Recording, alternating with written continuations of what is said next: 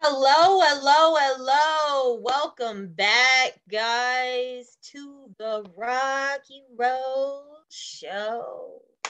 I'm back again.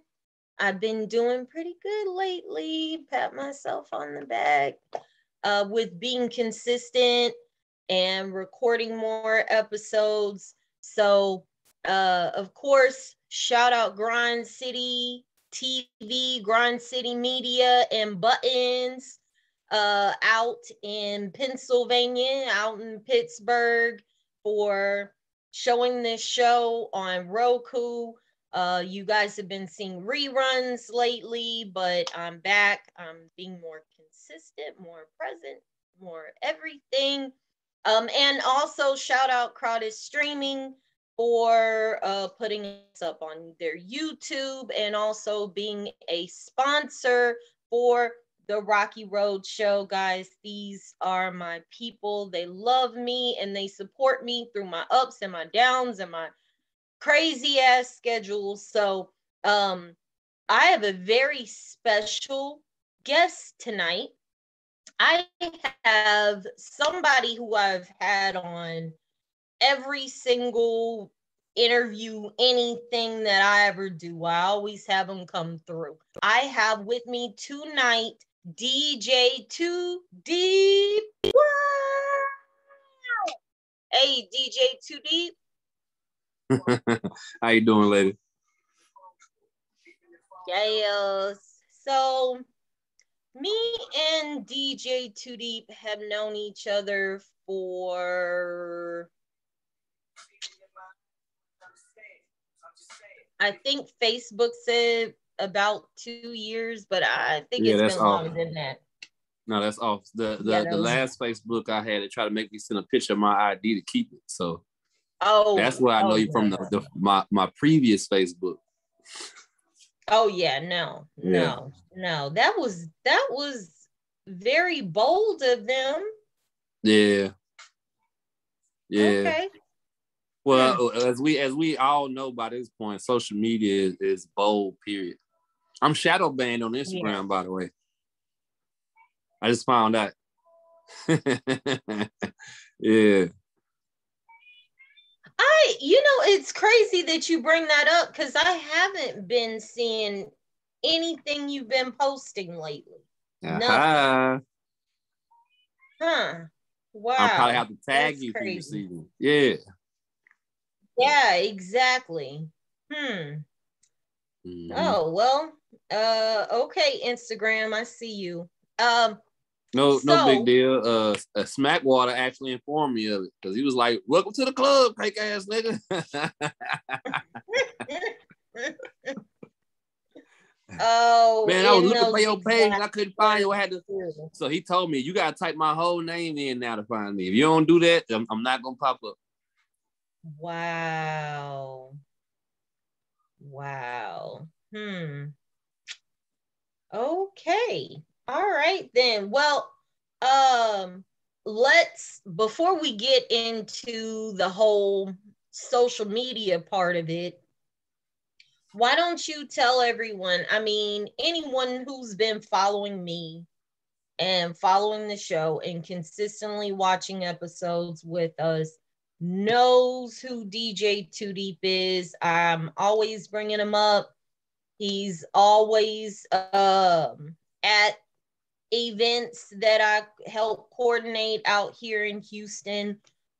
He's a cornerstone. He's my rock in my corner. I need my DJ Too Deep on Rocky's the team. rock. That's what's up. Yes, Rocky's rock. He keeps me together. He keeps me in order, y'all. He checks me when I'm wrong about shit and makes me hurry the hell up and get my stuff together. And I don't know if I like that wording, but I'm just here to motivate. I don't know if I like that wording, but as long as we get into the greatness, it don't matter. Hey, get into the greatness all the way. So why don't you tell everyone a little bit about the artist side of you? So we'll start with that because you are a man of very many talents. But for the time being, why don't we talk about you as a recording artist?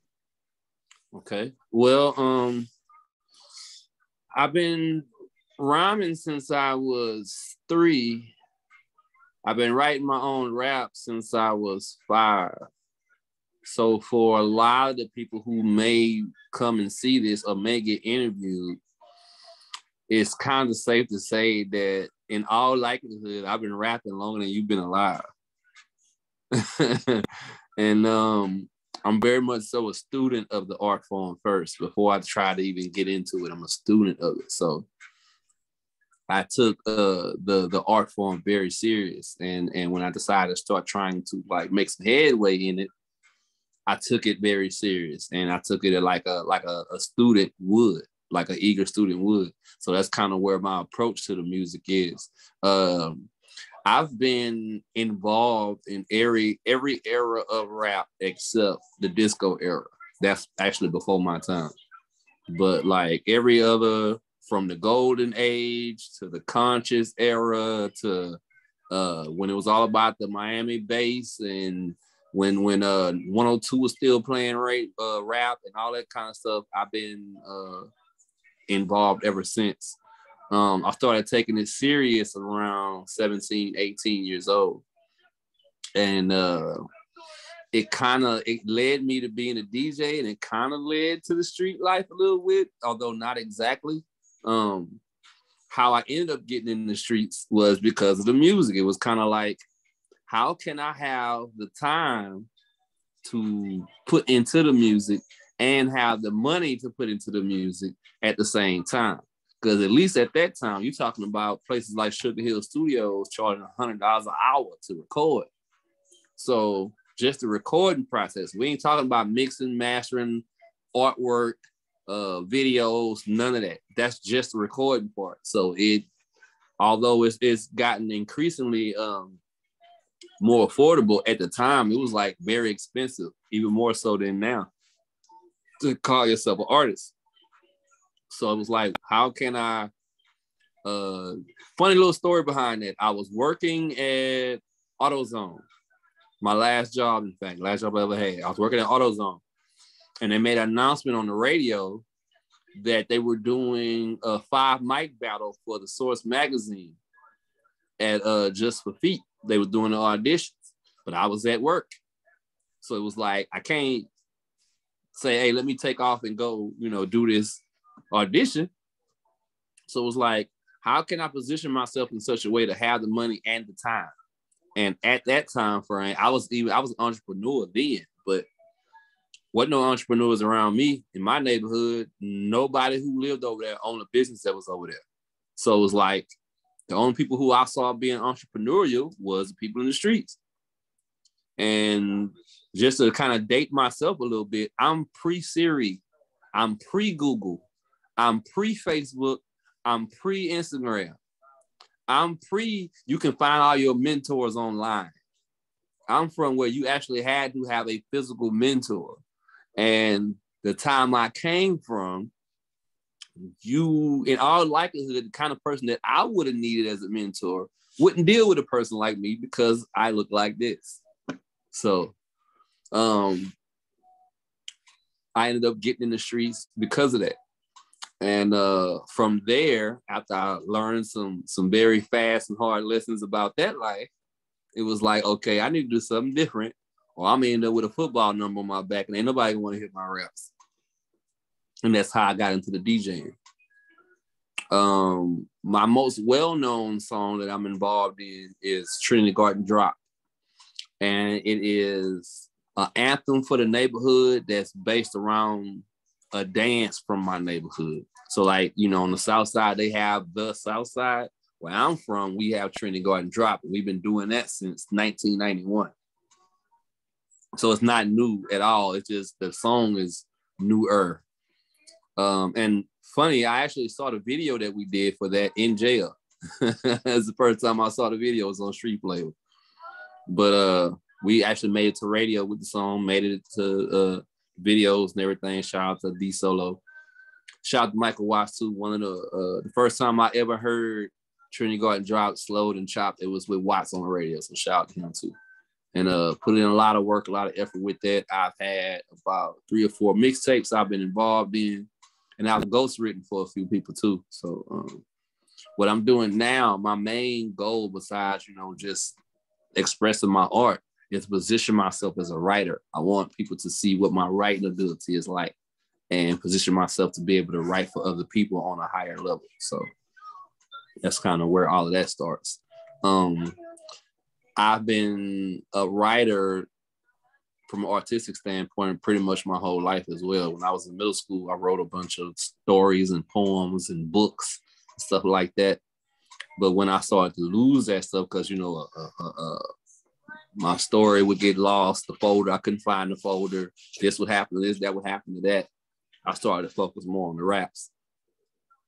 And when I had my first job, which was Fiesta, I used to, like, when I was a sacker at the time, young dude, 16 years old, and I think of a hot line, write it on something, find a piece of paper anywhere, write it. A lot of times I ended up writing on the paper bags they would use to put the groceries in. But then my smart self, I end up putting somebody's groceries in the bag I wrote on, so then my raps is gone. So then it got to the point where I need a better way to do this. So what I started to do is train myself that if I would think of a hot line, hot bar, whatever, I'd memorize that until I got home to write it. And over time, it got to the place where I put whole raps together like that. And then it got to the place where I didn't have to write it down. So for the most part, if you've ever heard me as an artist, everything you ever heard has been no pen, no pad. I haven't wrote a rap since I started DJing. So that's about 20 years, I guess. Yeah. So as far as my subject matter and stuff like that, I tend to stay close to stuff that's a reality to me. I don't really get into things that are outside of my personal reality. So like, I've never had a slab, so that's why you've never heard a slab song from me. I'm not a gangbanger, so that's why you've never heard any gangbang raps from me. I'm not a robber or a jacker. I don't think that's cool at all. Jacking is not hustling. Jacking is not hustling. Had to say that twice. So I don't do those kind of raps either. Although I can rap about anything, but I choose not to just because of who I am as a person. I'm guessing you might have a question you want to slide in somewhere.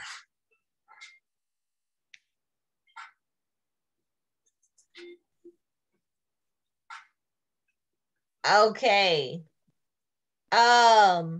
Yeah, so OG Wicked Cricket, he is a historical part of your legacy.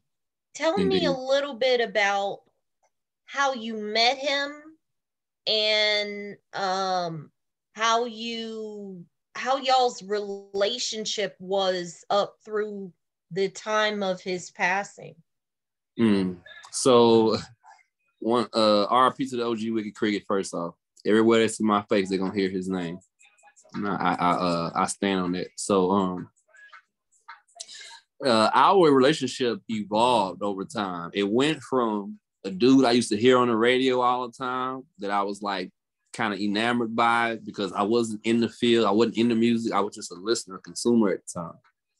Went from that to seeing him every time I was performing at an open mic or a showcase. Me and my people would see him at stuff. He the one hosting, he the one putting the events together, stuff like that. Then it went from that to me being a DJ, and now he's a counterpart, a peer, and us seeing each other out and about. And then after a certain amount of time, we got started working together because he started to be the main host, the main MC at Hood Night. So the last 4 or 5 years of his life, we worked in the same DJ booth together on a regular basis till he started getting sick.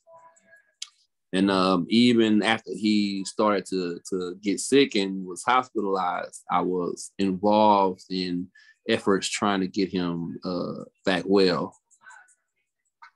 So I actually did the first Tip the DJ event in his honor, which ended up being a way I ended up fundraising for myself to be able to go to Ghana. So I'm the first DJ that ever DJed in Africa, from Houston.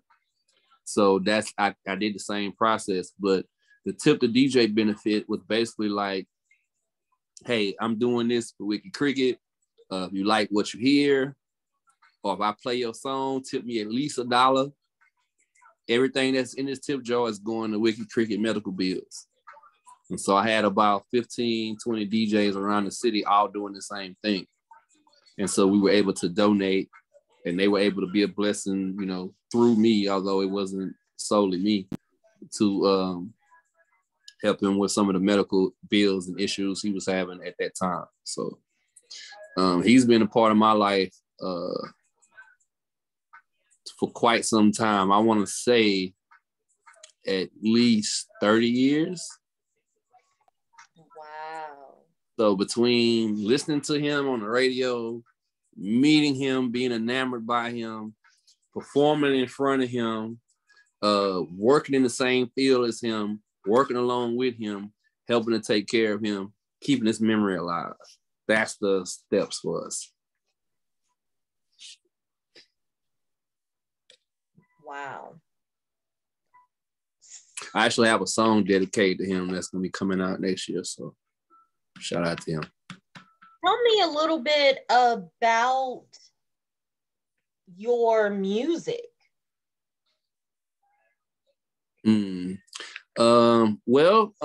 Like I said, it's music that's based in how I am as a person, so it has evolved. If you hear me some years ago, you would have mainly heard me talking about making money and being self-sufficient, my time in the streets, and my interactions with the opposite sex. That would pretty much be the bulk of what my subject matter was. And now I'm on a lot of that same stuff, but at the same time, now there's epigenetics, there's metaphysics, there's black print, there's me as a wellness enthusiast, there's me, the spiritual side, and I'm touching on all of that kind of stuff. And I've learned a lot more since I really focused on doing music. So everything I learn goes into my music.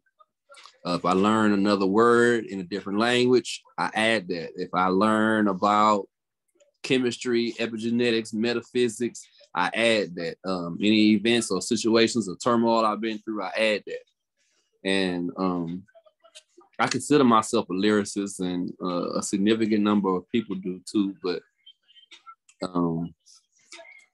the time I started doing this, people wouldn't consider so much lyricists if they was from the South, because they was from the South. But I very much so consider myself a lyricist. I don't really get into the auto-tune and all that kind of stuff. Nothing necessarily against it.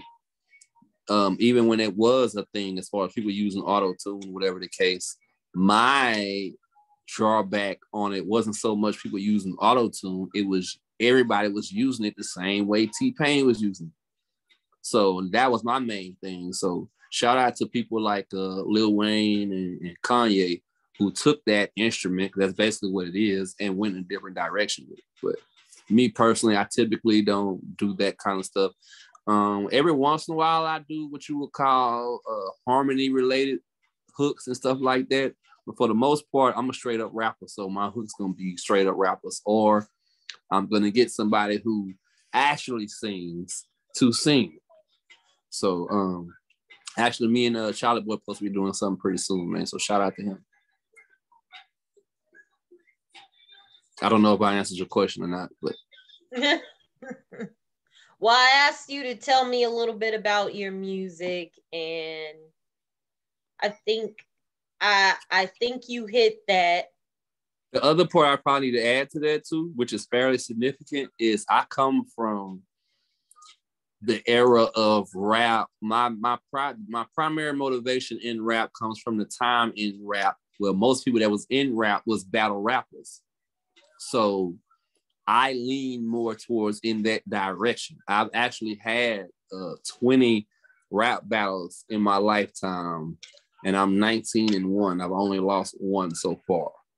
And I'm actually working on a battle rap event too. So anybody that consider themselves a battle rapper, although it won't just be rap battles, it's going to be rap battles, R&B battles, poetry battles, and cap or snap or rank battles, depending on what you call it. So if you're just good at clowning people, we got a spot for you too. But yeah, so I come from battle rap. And I think you can hear that in my rhymes a lot of times, because one thing about me is I have I don't really call it a curse, but Andre 3000 calls it a curse, in the sense that I'm always trying to outdo my last verse. And I approach dealing with rappers in the same way people who play football would approach the opposing team. You know how they kind of go and they'll watch these videos and see, okay, that's the main linebacker. He their main defensive threat. Or that wide receiver right there. We got to make sure we put two people on him because he's real fast, blah, blah, blah. And then you learn everything about what makes that team a threat. And you learn how to circumvent that threat. I approach rappers the same way. So with any rapper I hear, I can hear the strong points in your rhymes, and I can hear where you weak at. And if there was a point where we had to get into a war of words, so to speak, I would know exactly where to go to get you out of there, because I study you as a person. And I can actually freestyle, not pre-written stuff.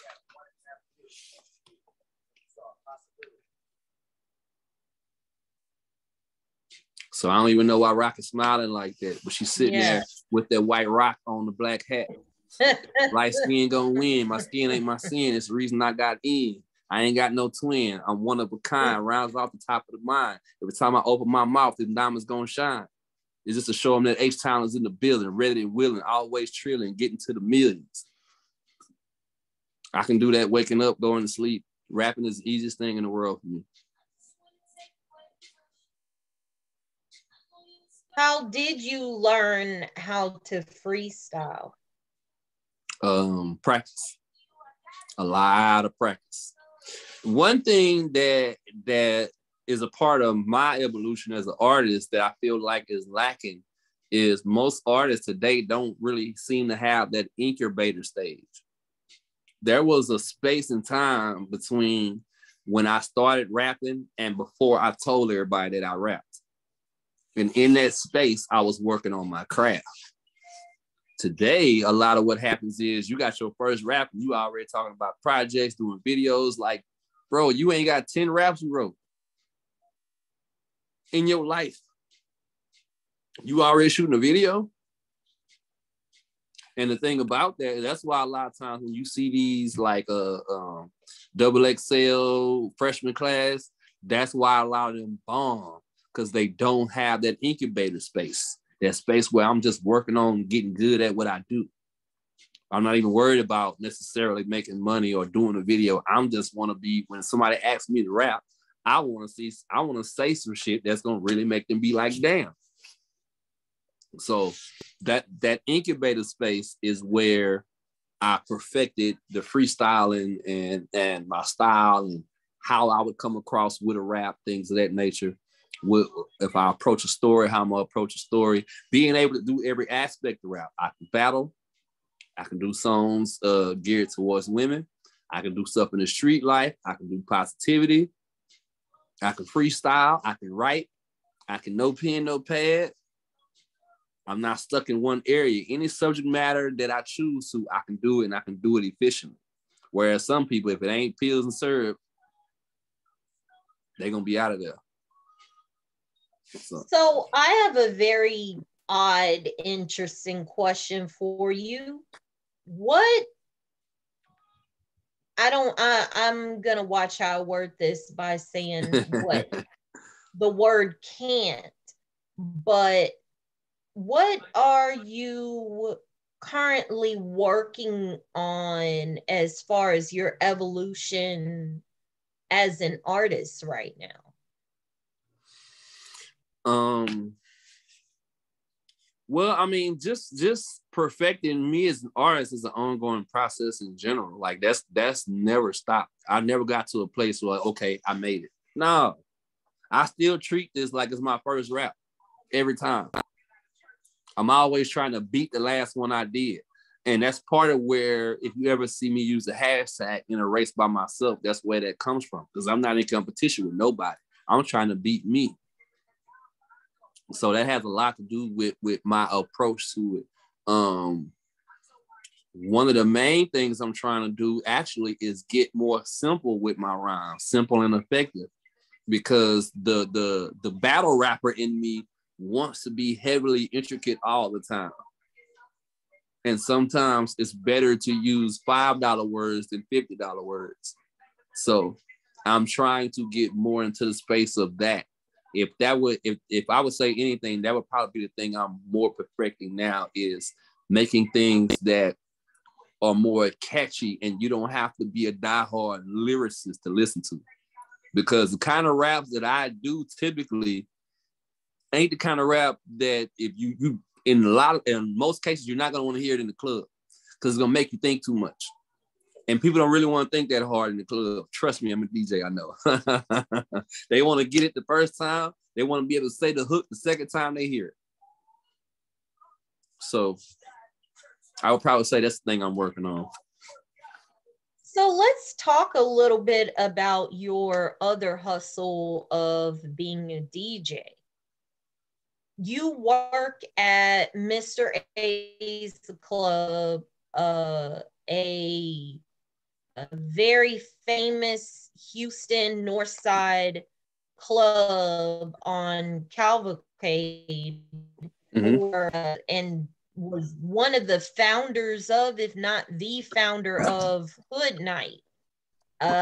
So tell me a little bit about, how did you start working for Mr. A's, and that is a very interesting story.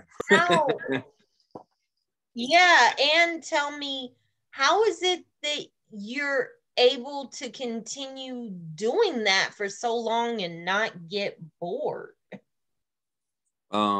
So I'll answer the second one first because it's a short answer. So part of my dedication to that night and that theme is the fact that it's one of the springboards for how a lot of Houston knows me.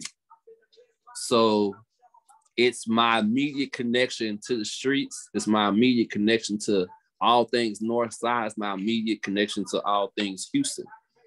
And so I have a certain level of dedication to that. Anybody knows me, for example, knows that if we going out of town, as long as I'm back by Monday night, we good. And that's pretty much the only probably limitation or tether I have is that. And me and the owner, Mr. Ashley, we kind of have a certain kind of rapport. Now he's like almost 80 years old, but and he kind of has a grumpy old man demeanor. Anybody that knows him. But I think that we have a good relationship because we know our roles, we know our boundaries, and he don't try to tell me how to DJ. I don't try to tell him how to run the club. And a lot of people who have had issues with him in the past, it's been stuff like that where they kind of feel like because they the DJ, they need to be, trying to influence him as the club owner.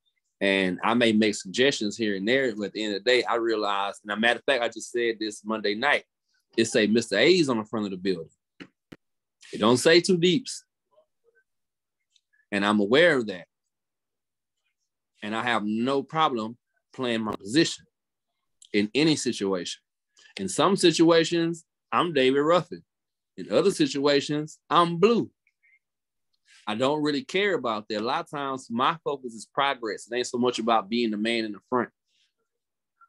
So I think that answers how I'm able to be there so long. And I stay relevant with the music and and I'm a record breaking DJ. So like in the case where some people may be they get to a certain age or a certain space where they kind of at a distance from what's popular, I'm kind of always close to the pulse of what's popular because everybody that's popular want me to play their music. So that's kind of how that goes. What was the first question? How I started DJing. Okay. Oh, yeah, well, this is yeah. So this is how that happened, right? So remember I told you about, me being in the streets and all of that, right? Somebody snitched on me. My first case was a pistol case. So somebody snitched, and I had a pretty good idea of who did it, but I wasn't certain. And I would have had to go to trial to find out. And I almost did that just to find out. I'm not going to say what my response was going to be, but God was with me and that person, and it didn't go that way. So,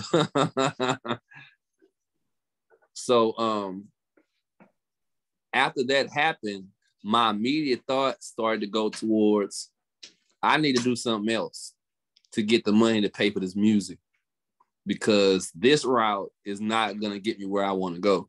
Either I'm going to end up killing somebody and doing a football number, or I'm going to get snitched on and do a football number. And the final straw was me being in jail and my mom's mom passing away, and I couldn't be at the funeral. And I could have went, but in order for me to go to the funeral, keep in mind, my mama did not know where I was. She didn't know I was in jail. I never let her be a part of whatever I was doing in the streets, because she didn't have anything to do with the decisions I was making. I wasn't gonna make her have anything to do with the consequences of that. So when I went to jail, I didn't call her. I wouldn't want to do, Mom, put something on my books, blah, none of that. I handled it by myself, like a man, whoever need to be watching this. So as that happened, my next thought was, I need to be doing something different, because this is going to get me exactly what I don't want. And I started thinking about what else I could do on my own that wouldn't involve me punching the clock. I already had like 2,000 CDs at that time, because I've always been a music fan, different eras, different genres, all of that. So I started, there was a little juke joint in my neighborhood. They had a jukebox. The jukebox went out. So I went there and I started DJing. Well, not really DJing. I'll just say playing music. I would play a song, play one or two songs, run outside, hit my licks, blah, blah, blah, run back in, play 2 or 3 more songs, run back out, hit my licks, blah, blah. I wasn't selling out of this place, but it kind of looked like I was, because I was running back and forth with the music and back and forth in the street. So it started from there, and then people who I knew that was in the street life doing different stuff started to hire me to do their parties. So that's how I got the name The Dope Man's Favorite DJ, because in the beginning, all my first clients was D-boys. They knew me from being in the streets, and they were like, "Oh man, you be in there and blah, blah, blah, playing that music, right? Yeah, okay, but hey man, come DJ my party, blah, blah, I'll pay you $125. I ain't tripping, because I'm making street money." So that $125 was like, okay, that's cool. I'm gonna make more than that at your party with what I got. So I started to get a name built on that. And one of these particular D-boys, he would also hire bartenders for his parties. So this particular time, he hired a bartender that worked at Mr. A's. And so that bartender told the owner about me, and the owner reached out to me and wanted me to come DJ, try me out or whatever. That worked out. And then one day he called me and he was like, "Hey, you think you can DJ 6 nights a week?" I'm like, yeah. I was like, all right, it's a lot of work, doing 6 nights. Like, we'll make it work. And I did. And the funny part about it is, the first year or two of me being over there, I was also on probation for a drink case. That was my first case was a pistol case. My last case was a drink case. So I'm on 5 years probation for that drink case. Part of your probation, anybody who's been on probation know, you can't be around known felons. You can't be around alcohol. You can't be in clubs. And I'm DJing. So if you see my first mixtape cover and my second mixtape cover, you can't see my face. And that was why. Because I didn't want them to connect my face with the name DJ 2 Deep with Mr. A's and ended up violating my probation. But what ended up happening is 3 years into my probation, I switched probation officers like 2-3 times. The last time was a younger woman, and she kind of was favoring me for whatever reason. So I ended up getting off probation 2 years early. And as we having the conversation about her releasing me off of probation, somebody walks in, you know, you go in the probation office, it's like a hallway, they all got their own different offices. I'm walking down, I'm down in mine. Somebody passed by mine and see me in my probation officer's office. Like, oh, I know you. Man, you call this motherfucker DJ at Mr. A. Like, oh shit, I'm in this whole like looking like this nigga gonna get me life. But like I said, the probation officer, my last probation officer that I had, favored me for whatever reason. This nice young lady. I don't remember her name, but shout out to you if you ever see this. She was like we ain't gonna worry about it, you know, whatever. She could have violated me right then, but I guess she found me charming for whatever reason, and that didn't happen that way. So, but yeah, it was basically my escape from the streets. So like this person you're talking to now is a whole nother person from the person I was when I first came in. The person, I know. The old me, walk in the club, don't talk to nobody. They had a Zydeco band there at the same time. So it'd be a time when he's playing, a time when I'm playing. When I'm not playing, I got my hat low. You can't see my eyes. I can see yours, but you can't see mine. I'm sitting all the way in the back. I got my headphones on. I ain't talking to nobody. I'm doing homework.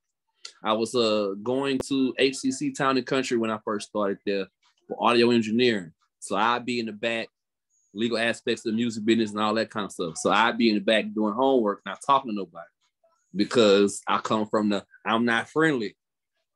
So when you hear me say these things on stage, that's where it comes from, because I remember being that way.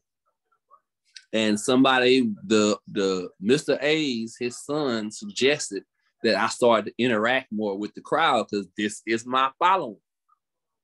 These are the people who support me. I need to interact with them. And I took his suggestion and I expanded from that.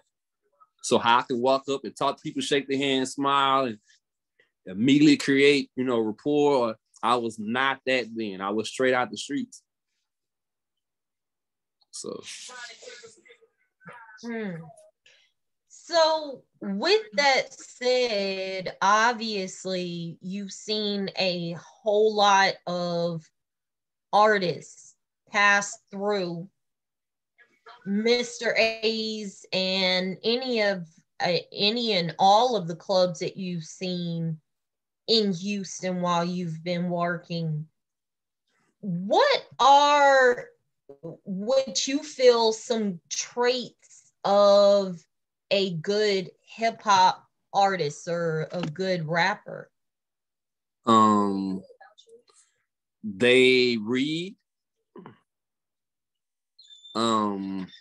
If they're new, they understand that they don't understand, they're willing to learn.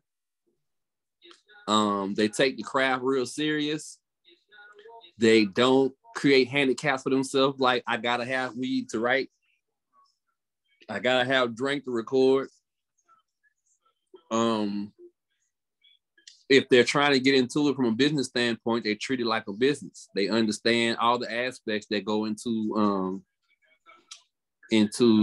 doing this on a serious level. So like I tell people all the time, you gotta take care of your instrument. So if you a stripper, that's your body. How you a stripper, you make money off your body and you got a gut.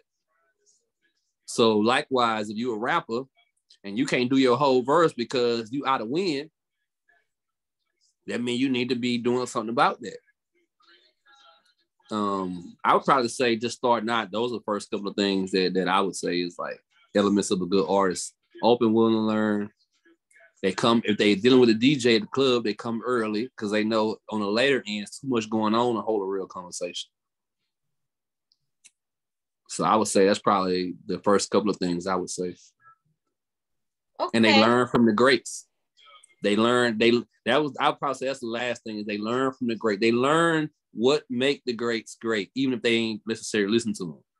Because like, say for example, I didn't jam a lot of Luke, but I know why people jam Luke.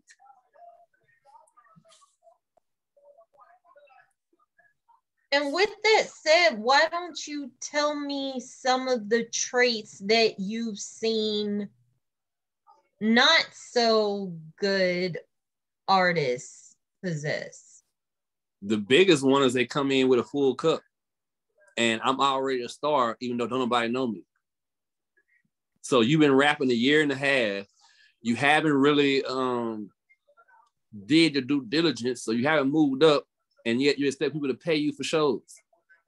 But here's the thing. How you get paid from doing shows is if I put your picture on this flyer, these many people coming. That's it. That's all of it. And if you don't have that, you could be rapping 10 years. It don't matter.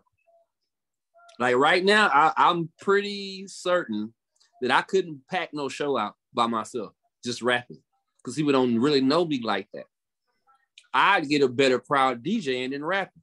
I understand that. I don't come in thinking because I've been DJing 20 years and breaking records that immediately that's going to translate to me having a certain level of notoriety as an artist. I know in a lot of ways I got to work my way up on that. So I would say that's probably the biggest thing is the full cup. They come in already knowing. It's your first day at McDonald's and you know more than the manager. But at the same time, you're kind of dealing with me, and it's not to downgrade myself in any way, but at the same time, I'm in a certain position in the city. And so it's kind of like, if you know already, why you ain't talking to Khaled? Why even Michael Watts don't know who you are? Ron C don't know you, but you know already. So if you know already, go over there and do that, and let's see how that works. And what usually happens is 5 years later, they're in the same spot, or they didn't try to switch. So they'll think rapping too hard. Man, these promoters be getting money. 2 years down the line, he ain't rapping no more, you're a promoter. Then, you know what? Hey, man, everybody be needing a DJ. 2 years down the line, he ain't rapping or promoting no more, he a DJ. And they usually rest on DJ because you can fool yourself into thinking you a DJ without nobody really checking you. With rapping, it's a little harder. So I would say that's probably the worst thing is coming in with a full cup. Coming in with a full cup and an ego.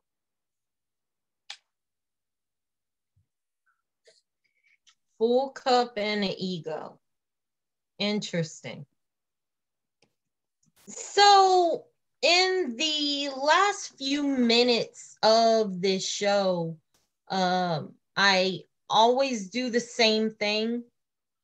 I always ask my guest to give some good advice to independent music artists who are either just starting off in the industry or are maybe feeling a little stuck in the industry right now. But overall, for whatever audience, just give some good advice. Empty your cup, throw away your ego, become a student of what you want to pay you. Those are the first three. Empty your cup, because if you knew already, you'd be there already. If you ain't there already, it's obviously you don't know already. Know that. And it's okay not to know, because everything I know came from 3 magic words. I don't know. Throw away your ego. You're not there yet. Like my OG Wicked Cricket said once upon a time. And when you get out the car, it ain't 5 or 10 motherfuckers jumping out the bushes taking your pictures. Get your head out your ass because you ain't there yet.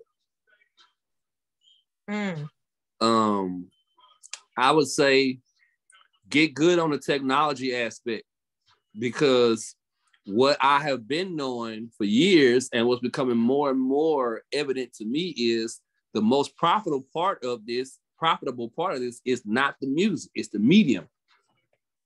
So back in the game, it was jukeboxes. Then it was, the radio. Then it was records. Then it was tapes. Now it's Spotify and stuff like that. And now we got this new thing coming in to play is with the NFTs. So I say, become educated on the technical aspects of this, because sometimes that makes all the difference in the world. Look at Soulja Boy with the YouTube. There's going to be something else like YouTube. And the people that are ahead of the curve are going to win. And I say that even to somebody who is on the level of experience I am, is start getting good at this tech and learning to be ahead of the curve, because that's what's going to keep you young. A person like Gary Vaynerchuk, for example, if he was in a traditional space, wouldn't get no play from the rap community. But he's ahead of the tech curve, and they know they need the tech. So he's able to walk in places, simple, plain, generic white guy, and he got pictures with the baby and Lil Baby and everybody you want to be around, because he's ahead of the curve on the tech. So if you could be that person that get to that artist, and introduce him to how to make money through NFTs, that's a great reason for him to start interacting with you. And then from there, you get to the other aspects. And the last thing I'm going to say is become good at something that's useful to the music industry. Because a lot of times when you say, hey, I rap, you sound like 10,000 other motherfuckers. But if you say I do content, that separates you. I'm real good at the stock market. That separates you. And that makes you interested to the people who have what you want. So if I'm Slim Thug, shout out to Slim, if I'm Slim Thug and I know you cold with the NFTs, I'm in meetings with you because I want to get cold at the NFTs. But at the same time, we're building a relationship. And at some point, we get to a place where, hey, you can slide me a song and I'll take it because now we have rapport. You ain't just some dude asking to get on. So for me, it was DJing. A lot of times DJing would get me in rooms that if I would just been saying, hey, I rap, I would have never been in the room because I would have looked like 10,000 other people to them. But then it was like, oh, he a cold DJ. And then they hear me rap. Oh, shit, you can rap too? Oh, that's what's up. As opposed to, oh, all right, bro, give me a tape. You know what I'm saying? So like a person like shout out to Low Children, for example. For him, the tattoos. Because almost every rapper got a tattoo. You get cold with them tattoos and they get to knowing your name like they know cartoons. You might say, fuck rap, I'm just gonna do these tattoos. Or do tattoo raps. Yeah. But yeah, that's the things that I would say. Well, oh, one last thing. Yeah. Don't wait till you become old school to start showing respect for old school, because then it's too late. You can't tell people to respect the veterans or the OGs or the this and that, and the whole time you was doing your thing in your prime, you was shitting on the OGs. There's some people in Houston feeling the effects of that right now. Because when they was young and they was a live thing, they was shitting on Rap a Lot, shitting on the Ghetto Boys and all of that. And now they OGs and they like, y'all don't show no love to H-Town history. Well, they just doing what you did. You taught them to be that way. So the people that be around me, for example, any young people that are around me as an artist, they all respect the elders of the game because they see how I respect the elders of the game. And a lot of times, just that little influence, you feel like you don't have no influence. You have influence over people that you be around. And you around them, and they see how you show respect to the OGs for whatever they did, then it rubs off on you. Because one day you're going to be old school. If you think you're going to be 24 for the rest of your life, just wait one more year and find out that ain't the case. So yeah, hopefully, you got to start laying them. We'll all be old school. Yeah, you got to lay them tracks. You got to lay them tracks for when it's your turn. Right now, you should be thinking about what the 80-year-old me is going to want. Because you can't think like what the 25-year-old or 26-year-old me want, because you're not going to be that forever. You're going to be older way longer than you're going to be younger. Way longer. And that's the thing that a lot of young people forget. I just had this conversation with my daughter. I was like, you 15. When you turn 18, according to the law, you're an adult. But the average person lives to be at least 60. So that means you got 18 years of being a kid and 42 years of being grown.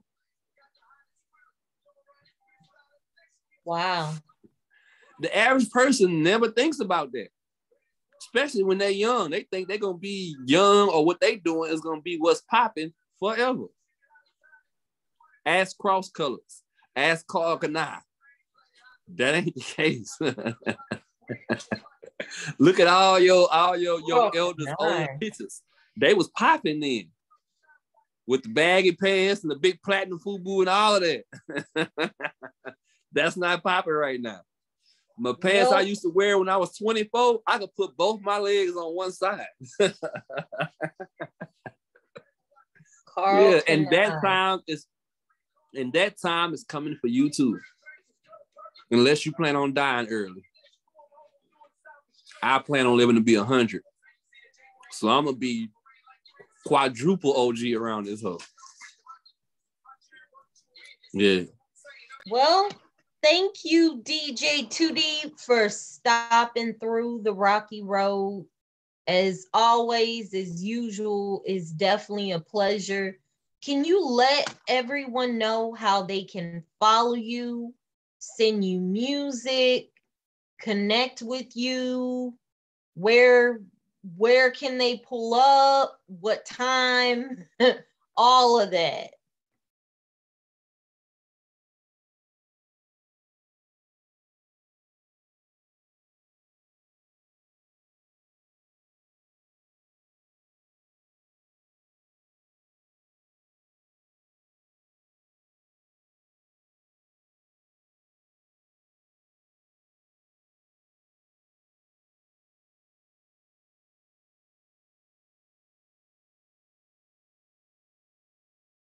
Okay, looks like we lost DJ 2D, guys. I don't know what happened there, but while I'm waiting on him to come back, I will take this moment to tell you to follow Crowded Streaming. It's free to download, free to upload, and it's FUBU. You know what I mean? So, free to download, free to upload. Support independent music artists, guys, because independent music artists go through a lot to not be independent anymore. And sometimes, even if they remain independent, it's still difficult for them. So, I must say, I definitely would love it if you guys would download Crowded Streaming.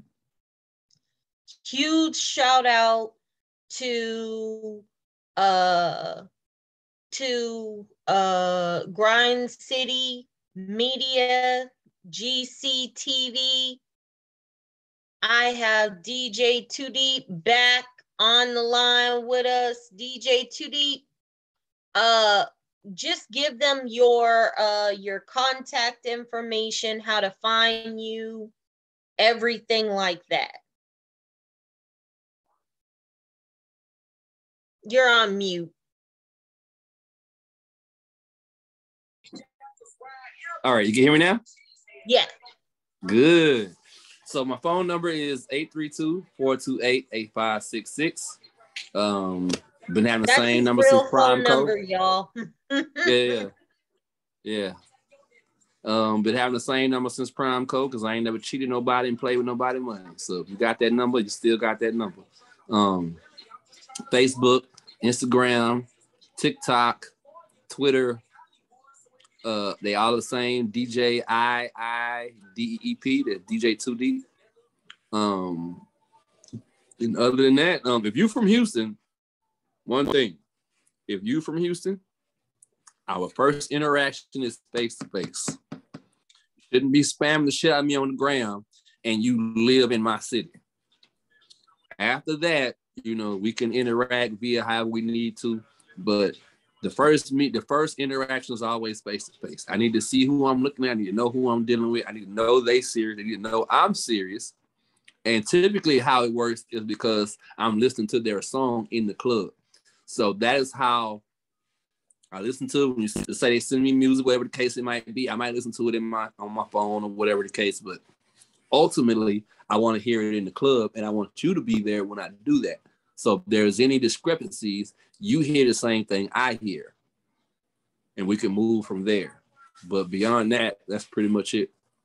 Unless your name is Rocky, I don't think I saw you in person for about what? It was like at least a year. Months.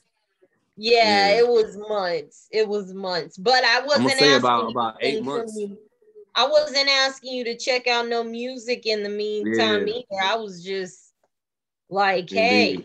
That's probably the reason why it worked out. Yeah. Because if you was come with some music like that, we wouldn't even be having this conversation. Yeah, exactly. Well, as usual, DJ 2D, thank you so much for stopping by. Guys, follow him on everything. DJ 2D is not hard to find. And he is definitely the type of individual that you want in your corner, fresh out the gate. He's going to definitely not point you in the wrong direction. So, link up with him.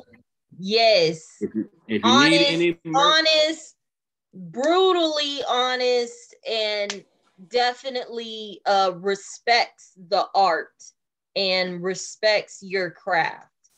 And by respect, I mean respect in a way that he's not going to have you out here looking stupid and talking about you behind your back.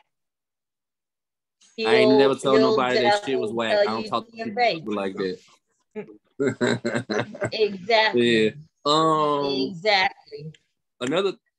Two other things. I'm doing merchandising now. So if you need hats, jackets, t-shirts, buttons, masks, banners, table covers, anything like that, anything you can think of, make sure you get at me. And I'm also having an involvement with a party bus. So if you need a party bus, our party bus is unique because it has an actual studio in the bus, which means you can record a song on the way to your event. You want to get at me with anything like that, just use that contact information. And I appreciate everybody who paid attention. RIP to the OG Wiki Cricket once again, as always. And appreciate you, Rocky, for the opportunity. And the flowers, too. Of course. Yes. And of course, once again, 3 times the charm. Shout out to GCTV on Roku, guys. Our friends out of Pittsburgh, Buttons, get well soon. We're very happy to have come down there and DJ. Yes, H-Town. Look, we got the whole Saturday night on lock on GCTV. I'm so proud of that. It's a crowded night. It's back-to-back shows at night. It's all H-Town night. Okay. That's what's up. Yeah, shout out to Buttons for hooking us up like that and putting that together. And so thank you so much for that. And thank you, Crowded Streaming, for your constant ongoing support. I love you guys. Take care of each other. Yes, shout out to Crowded Streaming. Take care of each other. Support independent music artists, guys. You see, it's a lot. It's a lot that they have to do, a lot that they have to go through, an ongoing process. And you could help that by supporting independent music artists and checking out and listening to the artists on Crowded Streaming. And shout out Lo Trillinger for the 5th week in a row being in the top 5. 2 of his albums in the top 5, guys. Orange in So the make building sure one time for the homie. Yes, Yeah. of course. 2 times, 2 Dia de Muerte, Trey and UGKP, and now he's taken up like 4 spots. So if you feel like you have what it takes to compete for that top 5 spot, submit your music to crowdedmusicshare@gmail.com. Get your music in and hit the pavement, hit the ground running, promote.